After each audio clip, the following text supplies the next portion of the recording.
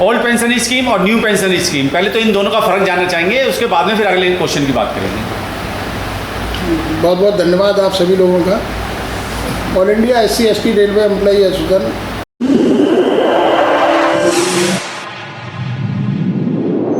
इस news channel पर जो भी वक्ता ने कहा वो उसकी अपनी राय है, जिसकी पुष्टि नेशन न्यूज इंडिया नहीं करता। धन्यवाद।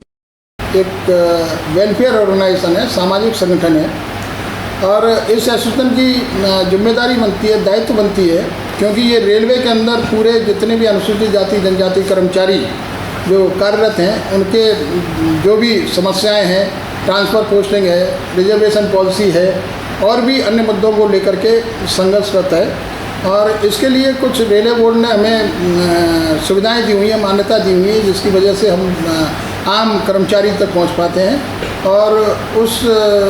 की वजह से हम लोग अपने कर्मचारियों की समस्याओं का समाधान करते हैं। इसके साथ साथ ही हम लोगों की ये जिम्मेदारी बनती है कि 15 और 7.5% के हिसाब से जो हमारे कर्मचारी रिक्रूटमेंट होकर के आते हैं या जो वर्तमान में कर्मचारी हमारे रेलवे के अंदर काम कर रहे हैं, उनकी सोशल सिक्योरिटी, उनकी सुरक्षा संरक्षा की जिम्मेदारी all India SC/ST railway employee association की है। मैं इस बात के लिए बिल्कुल कतई वो नहीं कहूँगा कि आरक्षण को बचाने के लिए all India SC/ST railway employee association सक्षम है, लेकिन आम कर्मचारियों की लड़ाई, जैसे ओल्ड पेंशन स्कीम है या आउटसोर्सेज है या आपका निजीकरण की समस्या है, इसको लेकर के all India SC/ST railway employee association हर उस संगठन का साथ देगी जो इन समस्याओं को लेकर के सरकार से सवाल जवाब कर रही है। और कल जो दिल्ली के अंदर एक बहुत बड़ा आंदोलन ओल्ड पेंशन और न्यू पेंशन स्कीम को लेकर के हो रहा है, क्योंकि न्यू पेंशन स्कीम और ओल्ड पेंशन स्कीम में काफ़ी डिफरेंस है। सरकार ये कहती है कि अगर हम ओल्ड पेंशन स्कीम को बरकरार रखेंगे तो इस पर एक आर्थिक बोझ पड़ेगा, इसमें बहुत सारी जो क्या नाम है इकोनॉमी है वो सरकार की इसमें बहुत सारी लगेगी, क्योंकि आज की डेट में हम जो पुराने जो हमारे पेंशनधारी हैं उनको भी बहुत सारा पैसा देना पड़ रहा है, और अगर हम न्यू पेंशन स्कीम को ख़त्म करके ओल्ड पेंशन स्कीम लाएंगे तो हमारे ऊपर आर्थिक बोझ पड़ेगा। मैं ये कहना चाहूँगा इस विषय पर कि जो हमारी न्यू पेंशन स्कीम है उसका जो तरीका है, हमारे जो नए कर्मचारी आ रहे हैं जो 2004 के बाद में जो ये पेंशन स्कीम लागू हुई है, NPS नेशनल पेंशन स्कीम जो लागू हुई है ओल्ड पेंशन स्कीम को ख़त्म करके, तो जो हमारा जो नया कर्मचारी जिसके मूल वेतन का 10% प्लस DA सरकार अपना 14% शामिल करके मार्केट रेट पर जो कंपनियां हैं या जो बैंक्स हैं या जो इंश्योरेंस कंपनी है उनमें लगाती है, और उसमें लगाने के बाद में जो हमारा कर्मचारी रिटायर्ड होगा 60 साल के बाद में, उसमें से कुछ परसेंटेज पैसा निकाल करके उसको कर्मचारी को दिया जाएगा, बाकी पेंशन स्कीम उसकी लागू की जाएगी। तो मैं समझता हूँ न्यू पेंशन स्कीम में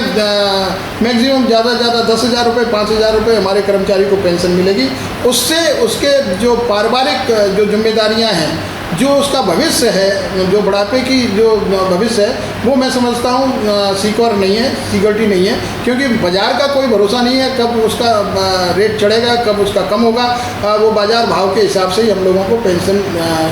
की निर्धारण होगा। और जहाँ तक ओल्ड पेंशन स्कीम है उसमें क्लियर है कि जो उसका मूल वेतन है उसका 50% पेंशन के रूप में उसको दिया जाएगा, जिससे कि वो सारा आने वाला जो उसका बुढ़ापा है,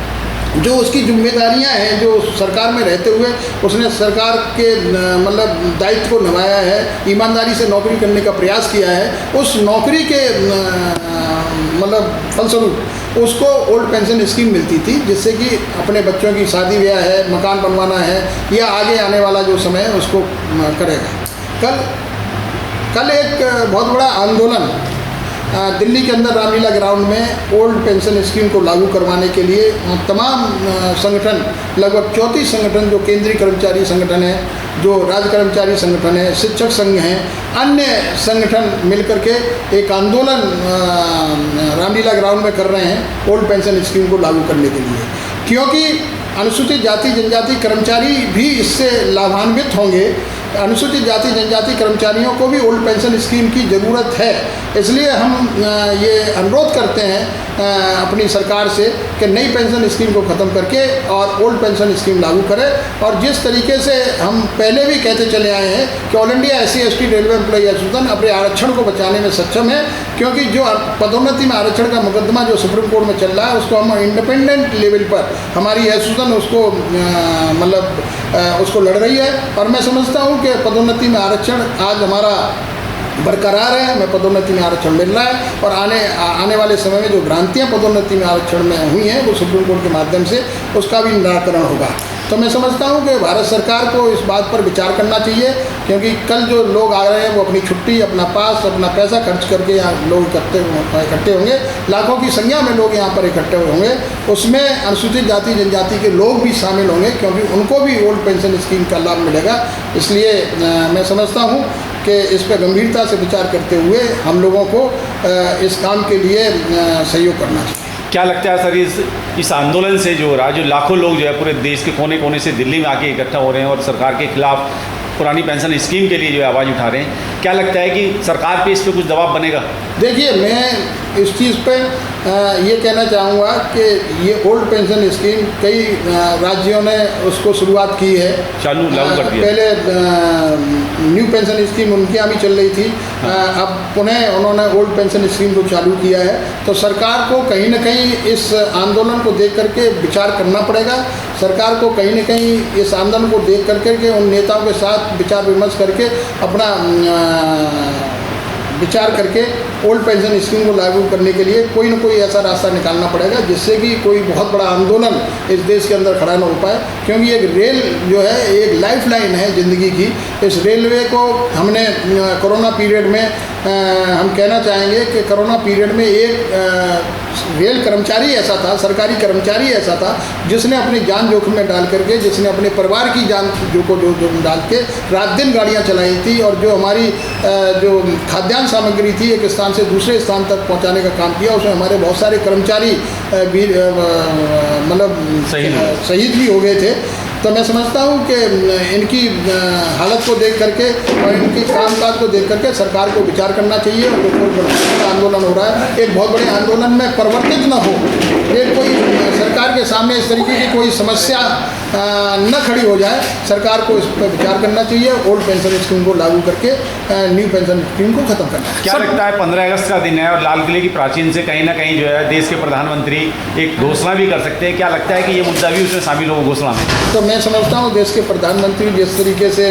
आर्थिक रूप से देश को मजबूत करना चाह रहे हैं, ये भी एक उसमें कड़ी के रूप में शामिल होगा। और प्रधानमंत्री जैसे कि हमने देखा था जिस समय माननीय प्रधानमंत्री ने अपनी शपथ ली थी, तो जब संसद में गए थे तो सबसे पहले बाबा साहब डॉक्टर भीमराव अम्बेडकर को याद किया था। और बाबा साहब डॉक्टर भीमराव अम्बेडकर को याद करते हुए कहा था कि आज मैं अगर हूँ तो बाबा साहब डॉक्टर भीमराव अम्बेडकर की बदौलत हूँ। तो मैं समझता हूँ कि प्रधानमंत्री जी गंभीरता से विचार करेंगे और 15 अगस्त में जो लाल किले की प्राचीर से जो अपना भाषण देंगे उसमें न्यू पेंशन स्कीम को तक ख़त्म करके हो सकता है कि ये ओल्ड पेंशन स्कीम लागू करने का मतलब काम करेंगे माननीय प्रधानमंत्री। सो ट्रेड यूनियन ने सरकार को धमकी दी, अगर 10 अगस्त को हमारी बात पूरी नहीं होती है तो हम भारत बंद करेंगे और चक्का जाम करने की हम नौबत करेंगे। देखिए, हम इतना आपको बताई देना चाहते हैं, हम ट्रेड यूनियन नहीं हैं, हम वेलफेयर ऑर्गेनाइजेशन है। हमारी जिम्मेदारी है अनुसूचित जाति जनजाति के जो कर्मचारी हैं उनको भी उसी तरीके का लाभ हो जिस तरीके, क्योंकि ट्रेड यूनियन एक आम लड़ाई लड़ रही है। Trade union new pension scheme को खत्म करके ओल्ड पेंशन स्कीम लाना चाहती है। हम भी, हमारे जो कर्मचारी हैं अनुसूचित जाति जनजाति के, हमारी भी जवाबदेही उनके प्रति बनती है। जब वो रेलवे में भर्ती हो रहे हैं तो उनकी भी जो समस्या है वो यही है कि नई पेंशन स्कीम ख़त्म होकर के ओल्ड पेंशन स्कीम आए। ट्रेड यूनियन आज अगर बहुत बड़ा आंदोलन कल कर रही है और आगे आने वाले समय में वो क्या रेल का चक्का जाम करेंगे, क्या करेंगे, मैं तो यही कहूँगा कि आगे आने वाले समय में कोई ऐसा आंदोलन न खड़ा हो पाए। इससे पहले भारत सरकार को सोचना चाहिए, हमारे प्रधानमंत्री को इस पर विचार करके 15 अगस्त को लाल किले के प्राचीर से ये आह्वान कर देना चाहिए कि जिस तरीके से राज्य सरकारों ने नई पेंशन स्कीम खत्म करके ओल्ड पेंशन स्कीम लागू की है, हम भी ओल्ड पेंशन स्कीम के जरिए हमारे जो देश के कर्मचारी हैं उनके परिवार का रखरखाव सही हो, उनका परिवार सम्मान की ज़िंदगी जी पाए, उनका परिवार जो बची हुई ज़िंदगी है उसको